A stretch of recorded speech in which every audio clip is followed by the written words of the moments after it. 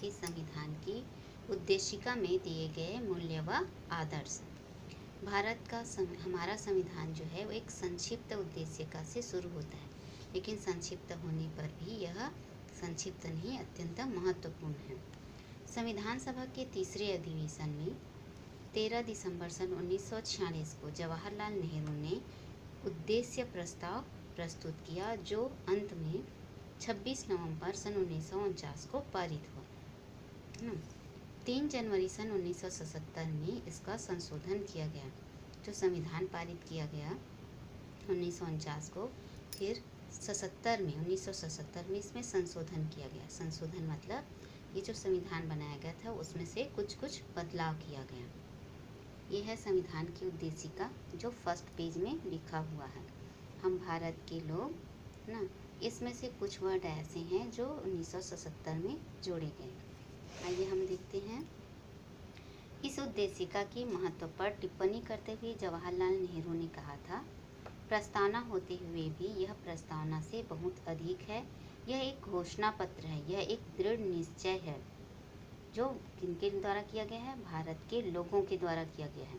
यह एक प्रतिज्ञा और दायित्व है और हमें विश्वास है कि यह एक व्रत भी है।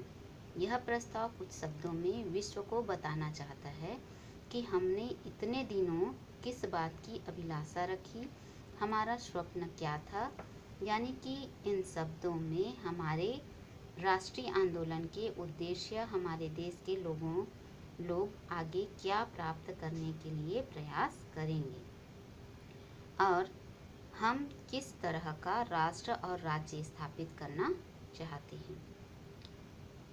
सबसे पहले है इस उद्देशिका के मूल्य एवं आदर्श।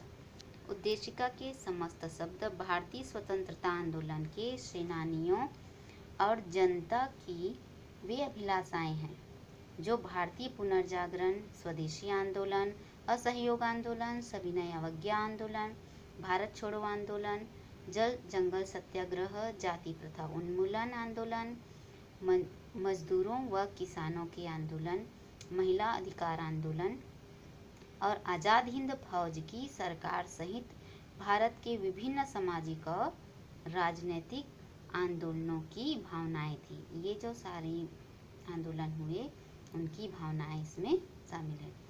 इसमें इस मूल्य एवं आदर्श में रूसी क्रांति के आर्थिक समानता व न्याय, फ्रांसीसी क्रांति के स्वतंत्रता और समानता तथा बंधुत्व तथा अमेरिकी क्रांति के राजनीतिक न्याय, स्वतंत्रता व व्यक्तित्व स्वतंत्रता के साथ मानव गरिमा का भाव लिया गया है। इन सारी चीज़ों को इस मूल्य एवं आदर्श में शामिल किया गया है। उद्देशिका के मूल्य व आदर्श को विस्तार से समझें तो हम भारत के लोग इस संविधान को अंगीकृत, अधिनियमित और आत्मार्पित करते हैं।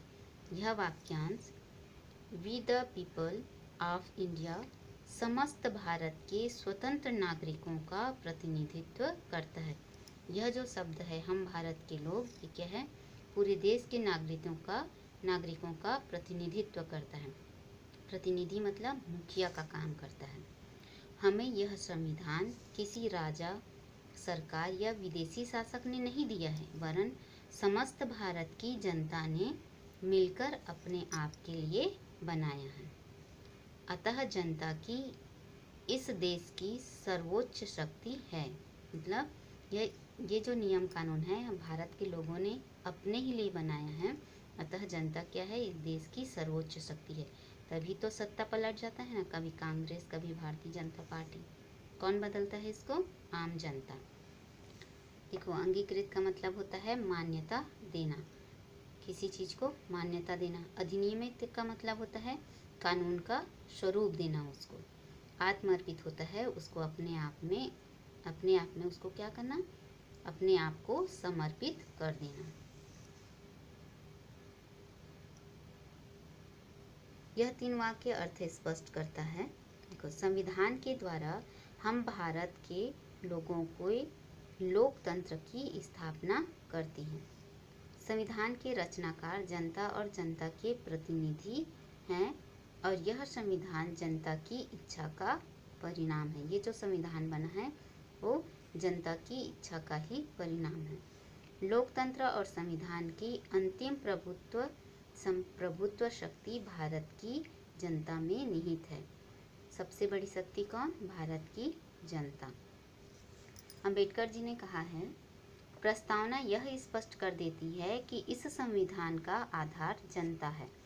इसमें निहित प्राधिकार और प्रभुत्व सब जनता से प्राप्त हुए हैं और जनता ही इसे अधिनियमित, अंगीकृत और आत्मार्पित करती है। फिर है प्रभुत्व संपन्न, जो क्या है? संविधान में लिखा हुआ है। इसका मतलब यह किसी बाह्य शक्ति से स्वतंत्र व सर्वोच्च शक्ति है। क्या है? यह कोई दूसरी बाहरी शक्ति, दूसरा देश है, उससे क्या है? स्वतंत्र है और सर्वोच्च है। देश के अंदर ही संप्रभुत्व युक्त राज्य के निर्माण सर्वोपरि होते हैं, क्योंकि यह माना जाता है कि उसके पीछे देश के सभी निवासियों की सहमति है। विदेश नीति हो या आंतरिक नीति, जनता का राज्य स्वनियंत्रित व स्वतंत्र है। जो जनता का राज्य है वो क्या है? स्वनियंत्रित है। आज के लिए इतना ही।